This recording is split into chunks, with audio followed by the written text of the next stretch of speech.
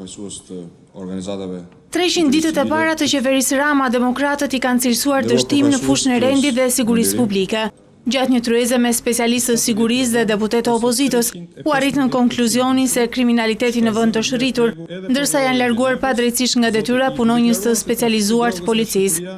Referuar këtyre të dhënave, kreu i opozitës e ka cilësuar të dështuar qeverinë Rama Meta, ndërsa ka paralajmëruar përkeqësim të situatës së rendit dhe sigurisë në vend. Është një dështim i trefisht. Spari është një dështim në raport me premtimin e bujshëm të Edi Ramës dhe të ministrit të Brendshëm për të rikthyer policinë në detyrë dhe për të vendosur rendin brenda 300 ditëve. Dështimi i dytë është në raport me pritshmëritë e publikut. Dështimi i tretë ka të bëjë me raportin tregues të rendit dhe të sigurisë publike me qeverisin e mëparshme. Kreu i opozitës e ka komentuar si shëmbje të rendit situatën aktuale. Për kryetarin Basha, kriminaliteti, numri vjedhjeve dhe aksidenteve është në nivele alarmante, ndaj sipas tij është koha për aksion politik dhe qytetar. Në lidhje me këtë çështje, zoti Basha i ka drejtuar një mesazh edhe ndërkombëtarëve në Tiranë.